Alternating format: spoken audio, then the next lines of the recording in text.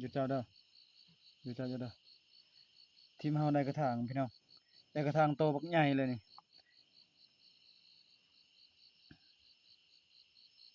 ได้กระถางได้ปลานำนี่ปลาถึกมองเอ้าพอได้กินตอนแรงนี่ตอนค่ำๆมื้อนี้บ่เบาหลายใจห่างจักหน่อยหิวข้าวเลยยังทีมหนึ่งยังบ่ทันมาทีมหนึ่งนะไปการปิงปลามื้อนี้ปิงปลา เจอจุงปดที่นั่นได้เหรอ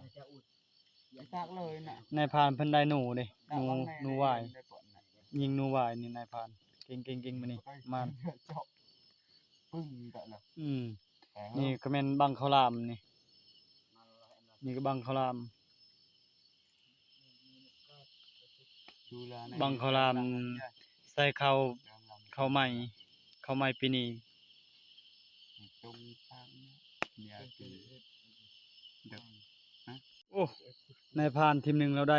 หนูวายเด้ทำบักใหญ่เลย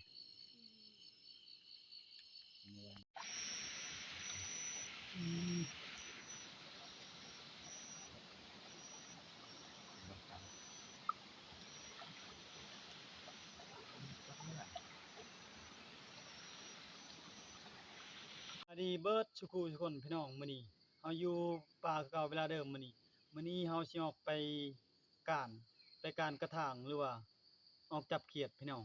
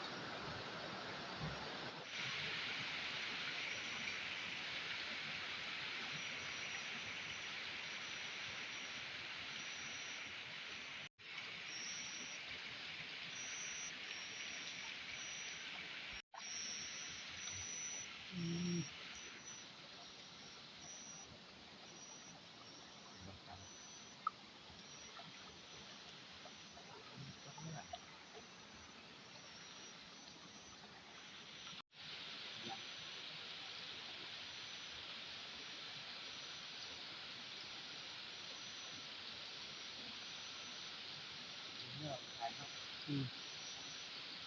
ดี๋ยวนะเคยเลยทุกที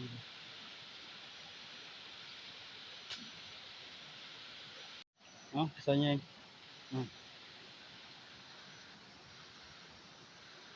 อ้ยเคย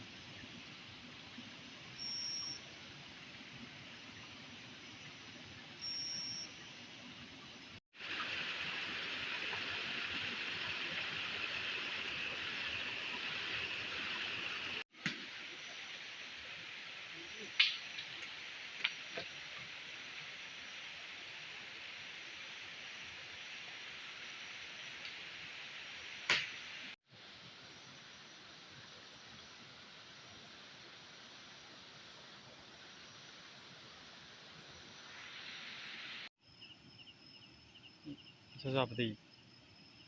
เออ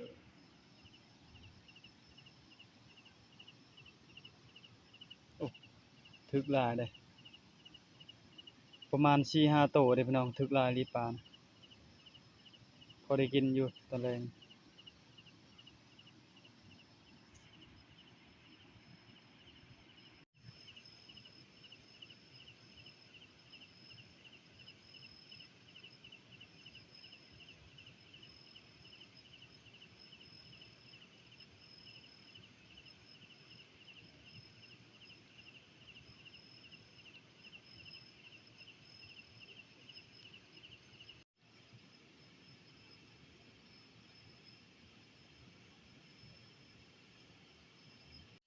ทีมเฮาได้กระถางพี่น้องได้กระถางโตบักใหญ่เลยนี่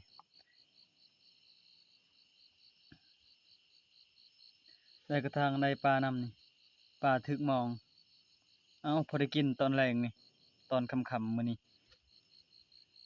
บ่เบาหลายใจห่างจักหน่อยหิวข้าวเด้ยังทีมหนึ่งยังบ่ทันมาทีมหนึ่งน่ะไปการโอ้นายพรานทีมหนึ่งเราได้หนูหวายเด้หำบักใหญ่เลย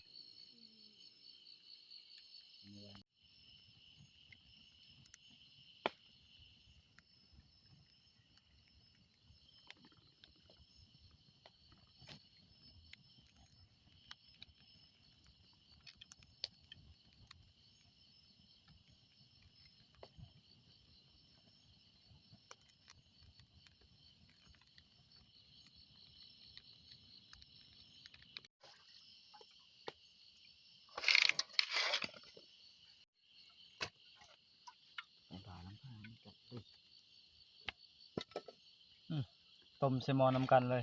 ปลาปนกับกระถางอืมอืมเอ้าได้กินต้มกระถางอีกมื้อนี้หาการได้กระถางประมาณก็ได้3โตเด้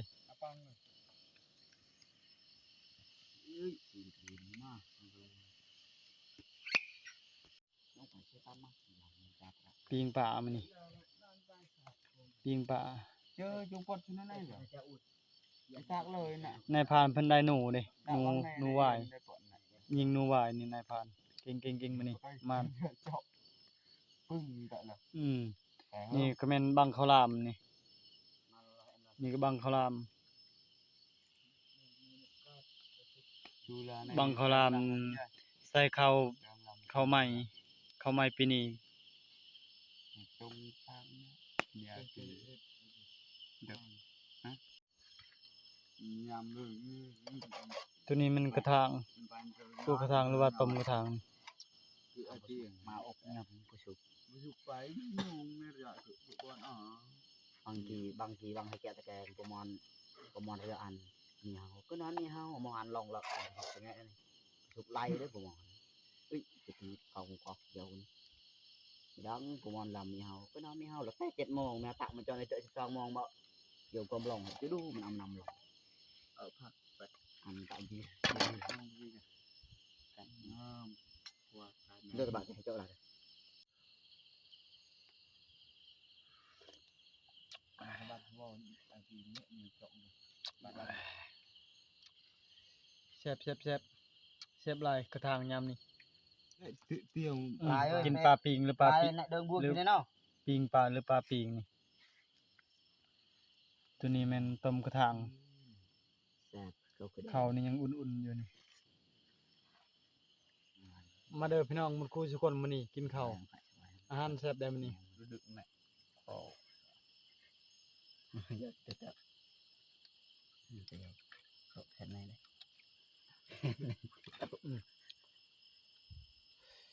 ได้เวลาป้านะอะไรได้ป้าเป็นกรรมใช่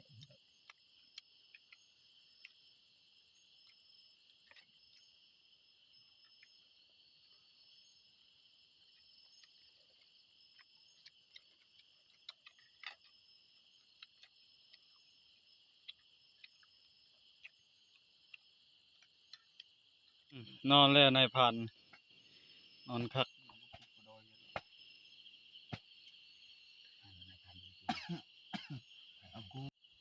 นูเฮาแซ่บเด้พี่น้องแซ่บหลายหรือว่า